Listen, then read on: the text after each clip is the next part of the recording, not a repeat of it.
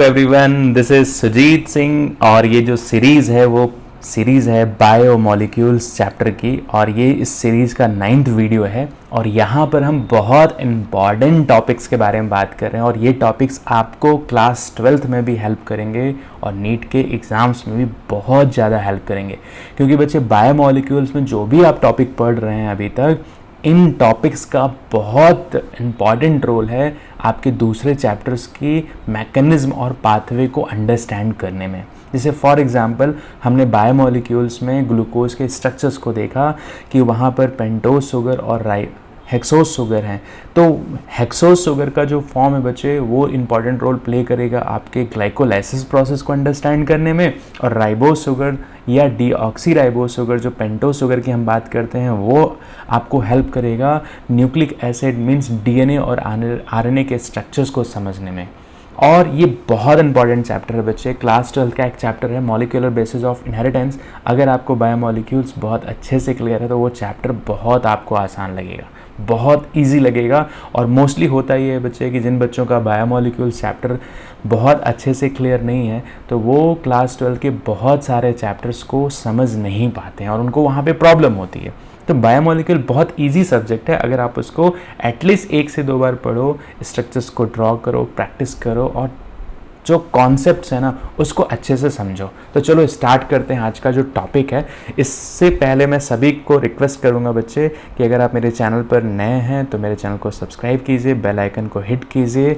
साथ में साथ आप मुझे इंस्टाग्राम पर भी फॉलो कर सकते हैं और यहाँ पर भी आपको बहुत इम्पॉर्टेंट वीडियो सीरीज़ मिलती है, ठीक है। बहुत इंपॉर्टेंट डायग्राम्स आपको मिलते हैं, बहुत इंपॉर्टेंट आपको क्वेश्चंस यहाँ पर मिलते हैं जो आपको अपने पढ़े हुए कॉन्सेप्ट्स को रिवाइज करने में बहुत हेल्प करेंगे। तो बच्चे आज का टॉपिक स्टार्ट करते हैं। और आज का जो टॉपिक है ना बच्चे, वो बहुत इंपॉर्टेंट टॉपिक है। ये टॉपिक आपको बहुत हेल्प करेगा। तो चलिए, हमने आपको लास्ट वीडियो लेक्चर्स में पढ़ा था कि जो एंजाइम है बच्चे वो बेसिकली क्या करता है, तो वो रेट ऑफ रिएक्शन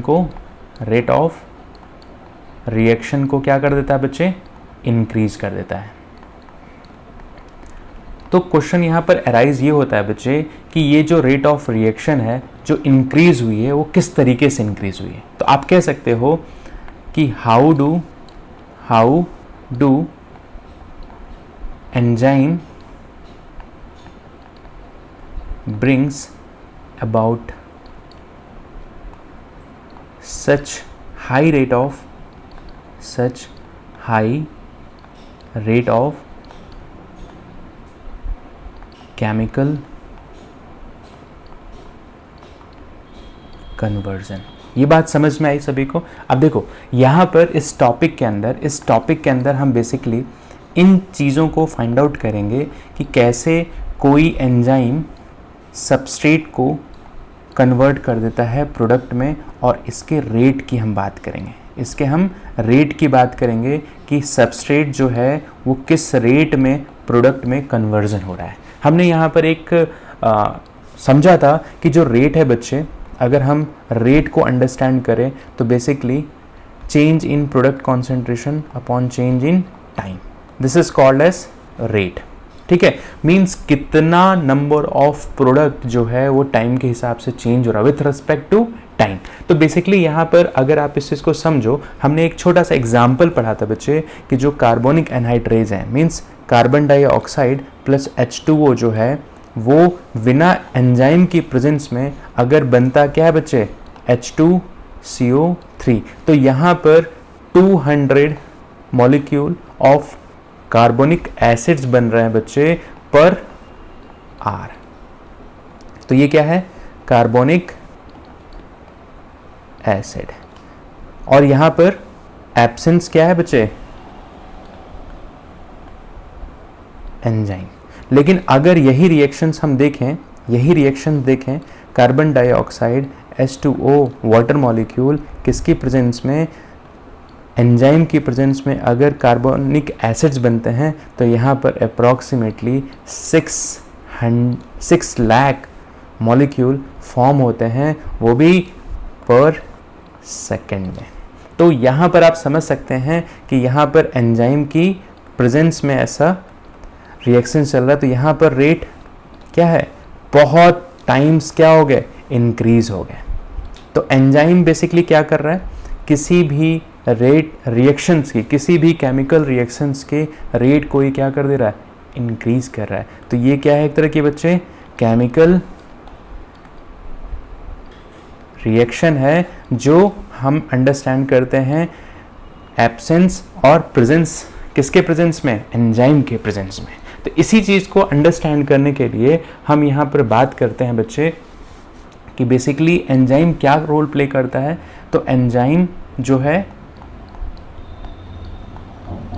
वो रेट ऑफ रिएक्शन को क्या कर देता है, इंक्रीज कर देता है by lowering it's activation energy.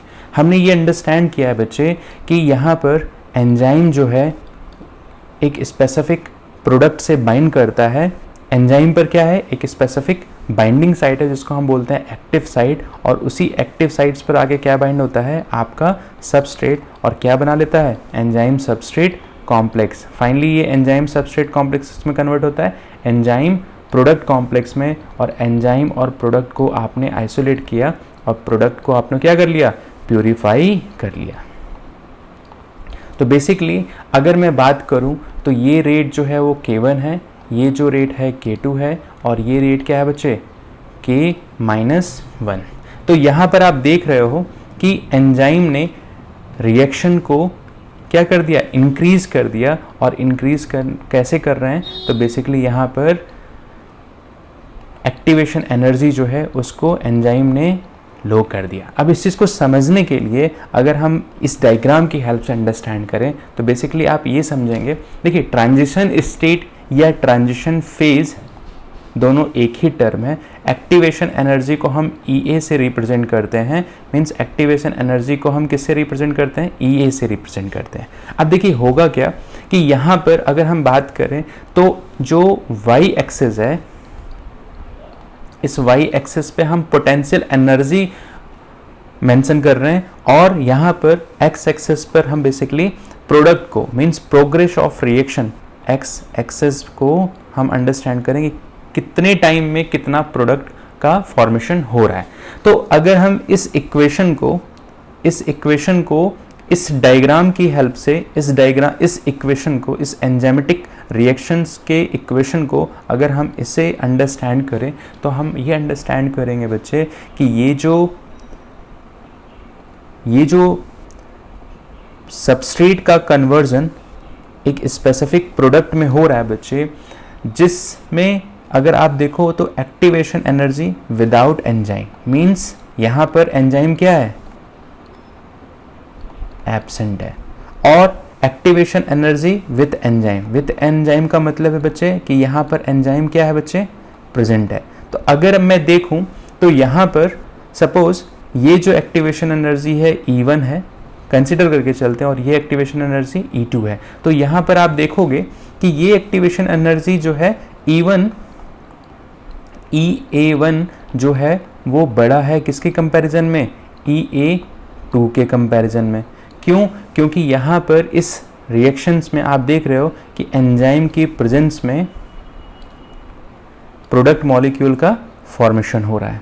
अब इस चीज़ को अगर अंडरस्टैंड करना है तो हम ये समझ सकते हैं बच्चे कि बेसिकली होता क्या है कि जब भी एक एंजाइम सबस्ट्रेट से बाइंड करता है तो उसे एंजाइम सबस्ट्रेट कॉम्प्लेक्स में कन्वर्ट होता है, और enzyme substrate complex enzyme product में, और फाइनली एंजाइम प्लस प्रोडक्ट अलग अलग सेग्रीगेट हो जाते हैं। तो आप इस बात को अंडरस्टैंड करना कि जब भी एंजाइम की प्रेजेंस में केमिकल रिएक्शंस चलती हैं तो वहाँ पर एक्टिवेशन एनर्जी क्या हो जाती है, लो हो जाती है। बात समझ में आ रही है। अब बेसिकली अगर मैं बात करूँ यहाँ पर तो एक टाइम पर आप देखेंगे कि जैसे जैसे सबस्ट्रेट का कॉन्सेंट्रेशन हम इंक्रीज करेंगे, वेलोसिटी भी क्या होगी, इंक्रीज करेगी। मींस अगर हम किसी केमिकल रिएक्शंस में इनिशियल स्टेज पर सबस्ट्रेट का कॉन्सेंट्रेशन अगर हम इंक्रीज कर रहे हैं तो आप ये देखोगे कि वेलोसिटी भी क्या होगी, टाइम के साथ इंक्रीज करेगी। बट एक टाइम बाद आप देखोगे कि सबस्ट्रेट आप इंक्रीज करोगे पर वेलोसिटी इंक्रीज नहीं होगी। कब तक इंक्रीज करेगी? जब तक वेलोसिटी वी मैक्स तक ना पहुंच जाए। तो अगर मैं इस बात को रिलेट करूं, तो यहां पर एक बात समझ में ये आती है बच्चे कि एक टाइम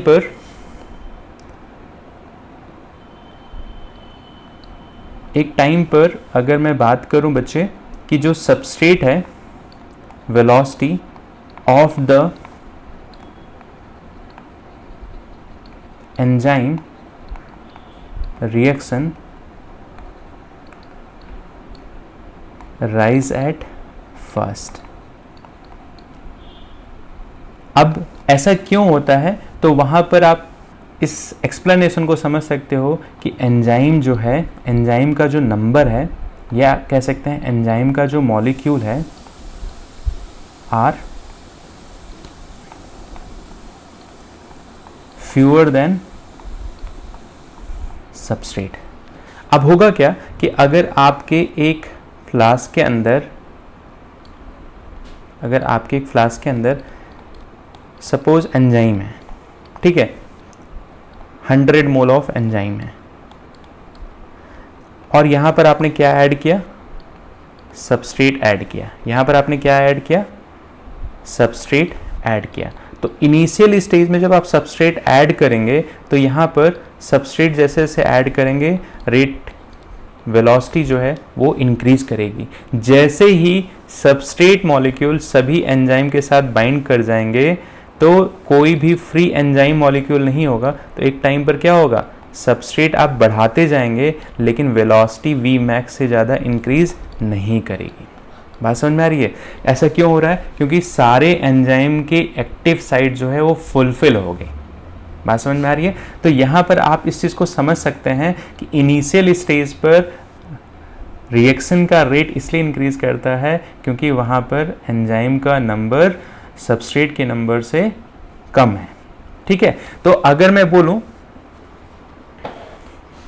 बोलूँ कि इस चीज़ को अगर अंडरस्टैंड करना है तो आप बोल सकते हैं द रिएक्शन, एक टाइम बाद द रिएक्शन अल्टीमेटली रीचेस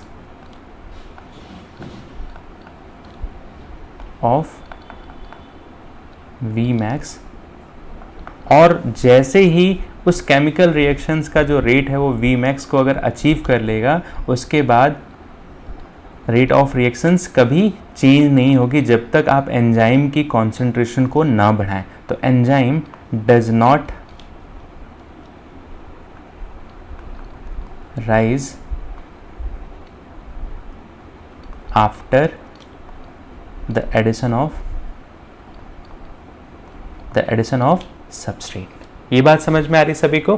तो बेसिकली आप समझ सकते हैं कि इनिशियल स्टेज पर रिएक्शन का रेट इसलिए इंक्रीज कर रहा है क्योंकि वहाँ पर एंजाइम की एक्टिव साइट खाली है और वहाँ एंजाइम पर सबस्ट्रेट आकर के बाइंड करेगा। जैसे ही सभी एंजाइम की एक्टिव साइट पर सबस्ट्रेट आके बाइंड कर जाएगा, कोई भी फ्री एंजाइम नहीं अवेलेबल होगा सबस्ट्रेट के लिए, तो वहाँ पर उस रिएक्शन का जो रेट है वो मैक्सिमम होगा। बात समझ में आ रही है? तो बेसिकली अगर मैं इस चीज़ को देखूं तो एक डायग्रामेटिक रिप्रेजेंटेशन से अगर मैं बात करूं तो यहाँ पर हमने बात किया था कि किसी भी एंजाइम का एक स्पेसिफिक क्या होता है? पॉकेट होता है। इसी पॉकेट को आप क्या बोलते हैं? Active site. इस पॉकेट पर क्या आके बाइंड होता है? तो इस पॉकेट पर आके बाइंड होता है सबस्ट्रेट मॉलिक्यूल। तो ये सबस्ट्रेट मॉलिक्यूल आगे क्या होगा? बाइंड हो जाएगा। तो फाइनली आप देखोगे कि बेसिकली यहाँ पर क्या फॉर्म हो रहा है? तो यहाँ पर फॉर्म हो रहा है बच्चे सबस्ट्रेट और एंजाइम सबस्ट्रेट कॉम्प्लेक्स। तो ये एंजाइम और ये एंजाइम सबस्ट्रेट कॉम्प्लेक्स। तो सबस्ट्रेट की एक स्पेसिफिक कॉन्फ़िगरेशन है जो फिट आके कहाँ होगी, एक्टिव साइट, एंजाइम के एक्टिव साइट्स पर। तो सपोज ये आपका क्या है, एंजाइम मॉलिक्यूल है, ये क्या है बच्चे, सबस्ट्रेट मॉलिक्यूल है। दोनों मिलकर के क्या बनाएंगे, एंजाइम सबस्ट्रेट मॉलिक्यूल। और फाइनली एंजाइम प्रोडक्ट बनने के बाद एंजाइम और प्रोडक्ट को आपने क्या कर लिया, सेपरेट कर लिया। बात समझ में आ रही है। अगर इसी चीज़ को हम दूसरे डायग्राम से देखें तो यहाँ पर भी एंजाइम की जो एक्टिविटी है वो बेसिकली हम किसी से अंडरस्टैंड कर रहे हैं कि यहाँ पर सबस्ट्रेट मॉलिक्यूल किससे बाइंड कर रहा है, तो एंजाइम मॉलिक्यूल क्या बनाया, एंजाइम सबस्ट्रेट कॉम्प्लेक्स। और specifically enzyme substrate complex enzyme product में, और प्रोडक्ट को आपने क्या कर लिया, आइसोलेट कर लिया। ये बात यहाँ पर किसी को कोई कन्फ्यूज़न, तो यहाँ पर मेन चीज़ें अगर आपको देखनी है बच्चे, तो सबसे पहले अगर इसको वर्डिंग में आपको समझना रहेगा तो एंजाइम की अपनी एक एक्टिव साइट है जिस पर आके क्या बाइंड करता है, एंजाइम और सबस्ट्रेट एक दूसरे के लॉक एंड की मॉडल, जैसे हर एक लॉकर की एक स्पेसिफिक की होती है ना बच्चे, उसी तरीके से हर एक एंजाइम के एक्टिव साइट पर बाइंड करने के लिए एक स्पेसिफिक सबस्ट्रेट होता है जो एंजाइम के पॉकेट में आकर के फिट हो जाए। ठीक है, फॉर एग्जांपल अगर मैं इस चीज़ को, चलिए केमिकल रिएक्शंस को समझ लेते हैं, तो एंजाइम सबस्ट्रेट कॉम्प्लेक्स बनेगा, एंजाइम सबस्ट्रेट कॉम्प्लेक्स जो है एंजाइम प्रोडक्ट बनेगा, और फाइनली एंजाइम और प्रोडक्ट को हमने सेपरेट आउट कर लिया। तो मैंने यहाँ पर बात ये किया बच्चे कि हर एक एंजाइम की एक स्पेसिफिक क्या होती है, पॉकेट होती है। तो अगर इस चीज़ को अंडरस्टैंड किया जाए, सपोज ये एक एंजाइम है और आपके सामने दो डिफरेंट तरह के क्या हैं, प्रोडक्ट हैं, दो डिफरेंट टाइप के क्या है, सबस्ट्रेट है। ठीक है, सपोज एक सबस्ट्रेट का स्ट्रक्चर कुछ इस तरीके से है, दूसरे सबस्ट्रेट का स्ट्रक्चर कुछ इस तरीके से है। तो अगर आपने यहाँ पर केमिकल रिएक्शंस परफॉर्म करेंगे, एंजाइम सबस्ट्रेट कॉम्प्लेक्स का फॉर्मेशन होगा, तो आप ये देखोगे बच्चे कि हमेशा एंजाइम की एक्टिव साइट पर कौन आके बाइंड करेगा, तो स्पेसिफिक प्रोडक्ट ही आकर के, स्पेसिफिक सबस्ट्रेट ही आकर क्या करेंगे, बाइंड करेंगे।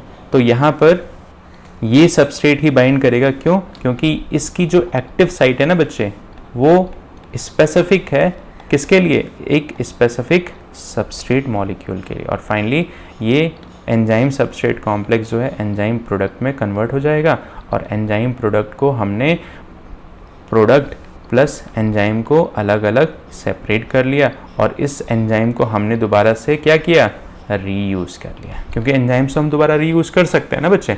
तो बेसिकली यहाँ पर कोई भी जो एंजाइम है वो हमेशा जो है वो टर्सरी स्ट्रक्चर्स ऑफ प्रोटीन की फॉर्म होती है जो एंजाइमेटिक रिएक्शंस परफॉर्म करते हैं। ठीक है, ये बात समझ में आ रही है।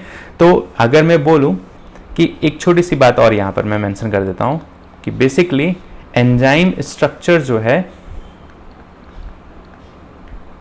जैसे ही एंजाइम सबस्ट्रेट एक दूसरे से बाइंड करते हैं तो एंजाइम की जो स्ट्रक्चर जो होती है ना बच्चे, अल्टर हो जाती है, अल्टर होती है ताकि वो एंजाइम अपने एक्टिव साइट पर सबस्ट्रेट को बहुत टाइटली बाइंड कर सके, बहुत टाइटली, या आप बोल सकते हैं इनकी जो फिटिंग है more tightly around the substrate. Clear है बच्चे, ये बात क्लियर है सभी को। अब देखो एक चीज हमने यहाँ पे बोला कि जैसे ही एंजाइम के एक्टिव साइट पर पॉकेट, एंजाइम के एक्टिव साइट या एंजाइम की जो पॉकेट है उस पर एक स्पेसिफिक सबस्ट्रेट आकर के क्या करेगा, बाइंड करेगा। तो जैसे ही एंजाइम सबस्ट्रेट एक दूसरे से बाइंड करेंगे वहाँ पर एंजाइम अपने स्ट्रक्चर्स को लिटिल बिट क्या कर लेगा, ऑल्टर करेगा। और ये ऑल्टरेशंस क्यों होते हैं, ताकि वो सबस्ट्रेट को और भी ज़्यादा टाइटली बाइंड कर सके और वहाँ पर एंजाइम सबस्ट्रेट कॉम्प्लेक्स जो है एंजाइम प्रोडक्ट में क्या हो, कन्वर्ट हो जाए। और फाइनली वहाँ पर एंजाइम और प्रोडक्ट को हमने सेपरेट कर लिया, प्रोडक्ट को हमने अपने स्पेसिफिक पर्पस से यूज़ किया और एंजाइम को दोबारा से हमने क्या कर लिया, रीयूज़ कर लिया। बात क्लियर है। तो बच्चे आप मेरे वीडियो लेक्चर सीरीज़ को लोगों के साथ शेयर कीजिए, कमेंट कीजिए, साथ में मुझे आप ये भी बताइए कि आप अगला चैप्टर कौन सा पढ़ना चाहते हैं। Thank you to all my lovely audience.